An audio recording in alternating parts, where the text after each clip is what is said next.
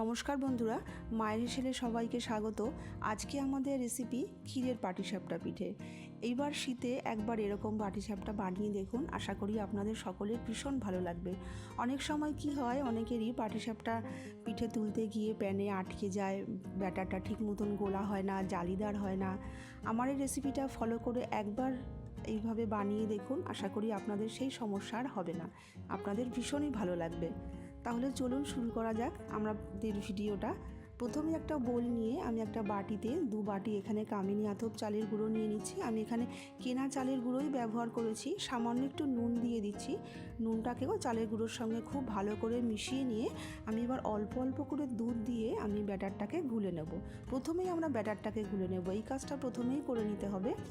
আমি দুধ দিয়ে ব্যাটারটাকে গুলে নিচ্ছি। আপনারা চাইলে শুধু দুধ দিয়েও গুলতে পারেন আমার মতন, বা জল দিয়ে, বা দুধ আর জল দিয়েও কিন্তু গুলে নিতে পারেন। আপনাদের যেটা পছন্দ সেটাই আপনারা করে নিতে পারেন। খুব ভালো করে মিশিয়ে নিয়ে আমি এখানে দিয়ে দিচ্ছি খেজুরের গুড় 2 বাটি, ছোটো বাটির 2 বাটি এখানে দিয়ে দিচ্ছি। আর চামচ হিসাবে বলতে গেলে এখানে 4 চামচ মতন, টেবিল চামচের 4 চামচ মতন খেজুরের গুড় আছে। খেজুরের গুড়টাকে দিয়েও খুব ভালো করে একটু মিশিয়ে নেব।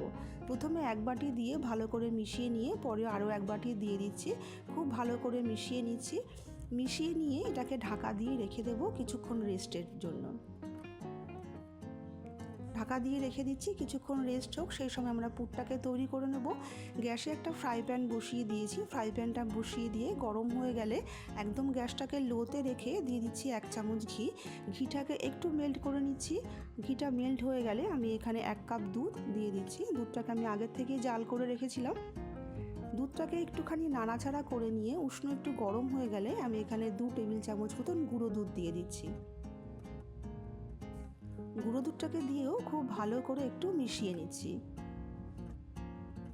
যেন দলাভাব না থাকে। খুব ভালো করে মিশিয়ে নিয়ে এখানে 150 গ্রাম মতন খোয়া ক্ষীর আমি একটু হাত দিয়ে একটু ম্যাশ করে দিয়ে দিচ্ছি। এবার দুধ, খোয়া ক্ষীর, গুঁড়ো দুধ সমস্ত কিছু খুব ভালো করে একটু মিশিয়ে নেব। গ্যাসটাকে মিডিয়াম টু লোতে রেখেই নাড়াচাড়া করব। আর 2 টেবিল চামচ চিনি এখানে দিয়ে দিচ্ছি। যেহেতু গুঁড়ো দুধের মধ্যে একটু মিষ্টি ভাব থাকে, সেহেতু আমি 2 চামচই ব্যবহার করলাম। আর সুন্দর ফ্লেভারের জন্য 2টো এলাচ আমি এখানে দিয়ে দিলাম।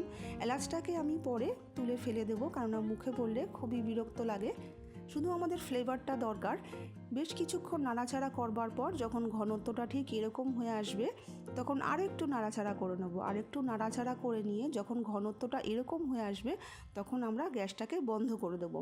কেননা এটা নাবিয়ে নিলে কিন্তু আরও গাঢ় হয়ে যাবে। এবার নাবিয়ে আমি প্লেটে একটু ঠান্ডা করতে দিচ্ছি, একটা বাটিতে ঢেলে নিচ্ছি।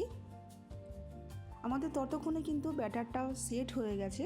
দেখুন ব্যাটারটা কিন্তু ফুলে বেশ অনেকটাই গাঢ় হয়ে গেছে। ঘনত্বটা ঠিক এরকম হবে, না পাতলা না খুব গাঢ়। এবার গ্যাসে একটা ফ্রাই প্যান বসিয়ে দিয়েছি। ফ্রাই প্যান আমি বসিয়ে দিয়ে একটু ঘি ব্রাশ করে নিচ্ছি। গ্যাসটাকে মিডিয়াম টু লোতে রেখে 1 হাতা ব্যাটার এখানে আমি দিয়ে দিচ্ছি। কিছুক্ষণের মধ্যেই দেখবেন এরকম একটু জালি জালি হয়ে আসবে আর ওপরটা সুন্দর মতন একটু শুকিয়ে আসবে। যখন এরকম ওপরটা শুকিয়ে আসবে তখন 1 চামচ ক্ষীর আমি এখানে দিয়ে দিচ্ছি। ক্ষীরটাকে দিয়ে একটা খুন্তি দিয়ে আমি এইভাবে একটু পাল্টি খাইয়ে দিচ্ছি। এইভাবে একটু ভাজ করে নেব, খুব সাবধানে এইভাবে ভাজ করে নেব। দেখুন কত সুন্দর জালিদার তৈরি হয়েছে। গ্যাসটাকে কিন্তু মিডিয়াম টু লোতেই রাখতে হবে। এইভাবে একটু 2টো সাইড একটু খুন্তি দিয়ে চেপে দিচ্ছি। একটু 2-3 মিনিট একটু 2টো পিঠ একটু সেকে নিয়ে আমি প্লেটে তুলে নিচ্ছি। দেখুন তৈরি হয়ে গেল আমাদের জালিদার পিঠে। আমি কিন্তু যতবারই আমি পিঠেগুলো তৈরি করব ব্রাশ করে নেব, আর ব্যাটারটাকে কিন্তু ততবারই নাড়িয়ে নেব।